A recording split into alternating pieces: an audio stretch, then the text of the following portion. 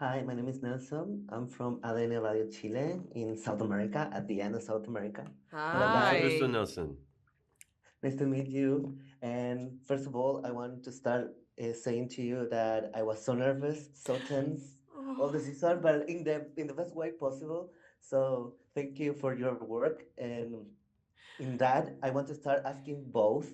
In this season, both of your characters are in a very personal mission within the Empire. mhm. So, what emotional or ethical challenges do your character have, or can you say to the people in that matter? Wow. Okay. Have you seen it, Nelson?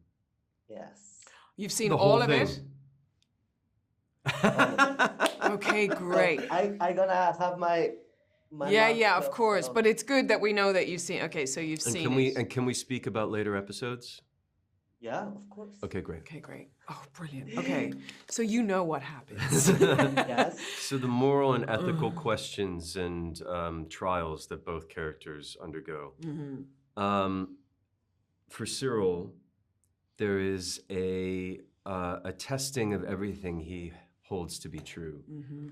and that is propelled by a newfound intimacy with Dedra, which is opening himself up in ways that he never anticipated, mixing in with the Gorman people as he goes on a mission for the Empire, and having that alter and change his worldview. Ultimately, he believes that he is still doing the right thing because he is operating on a very specific level of the Empire, which is, there are many, many things he is unaware of. And he thinks he's on a very moral job for justice, which is trying to find outside agitators. And working for the Bureau of Standards as well is a very noble effort, really, completely unattached to all of the doings of the ISB. And yeah, ultimately, this newfound intimacy between Dedra and Syril is something that starts to shake his foundations, and I guess ultimately is his unraveling. Yeah, they have the effect they have on each other. You know, we learn in a very short little section what Dedra's background is, you know. So you find out that she's indoctrinated from a child into the empire. So Dedra can't see outside the system. So everything she does in her life is to protect, uphold, and to rise up within the system. And then she gets into an intimate relationship and starts to experience the things that human beings experience, but in a body that is not programmed for that kind of thing.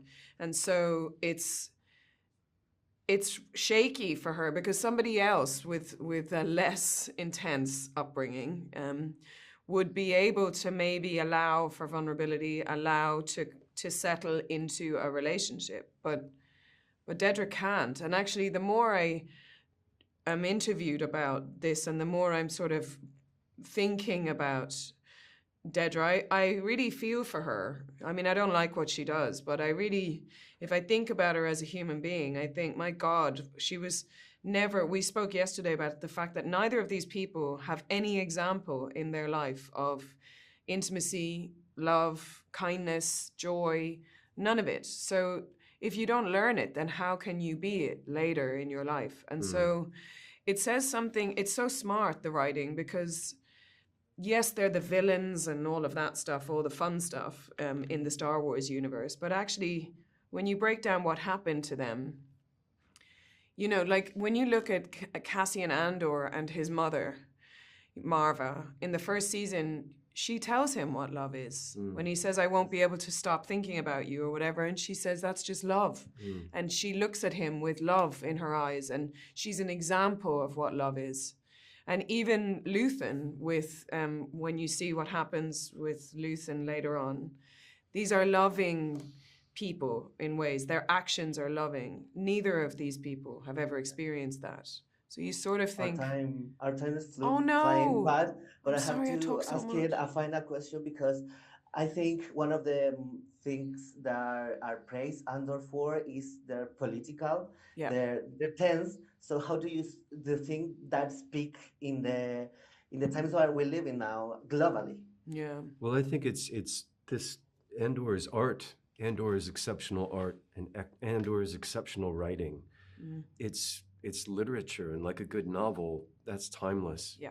And you could show Andor 100 years ago or 100 years from now, and it would be just as relevant. We're still wrestling with these themes that Andor is uncovering and making us vulnerable to and question ourselves about how do we live together? How do we love? Mm-hmm. How do we exert power over one another? How do we live next to each other and on top of one another within these structural systems we've built around ourselves? And so it just so happens that Andor might feel exceptionally relevant now. We filmed it 5 years ago, Yeah. and no one planned on going, 2025 is going to be good. That's when we'll drop That's it. when we'll yeah. drop it, because It's unfortunate, isn't it, that we're still seeing these same patterns. But I think to localize it to just now Yeah. does the writing a disservice. This will be relevant whenever, until human beings learn how to be kinder to each other. And at least our show is saying, through fiction, it's saying empathy is key. You know, walk amongst the other and see if you can find a way to see things from their perspective. So that message for me is the overriding message of our season. Well, I thank you so much. Thank you for so Thank you. much. that. I know it's short, but thank you so much. And again, congratulations for this series, for your work. Thank And you. I think just now, because the season was so, Yeah, that, it's intense. Yeah. Yeah. thank you so much, guys. Thank you. Thanks, Nice man. to meet you. Good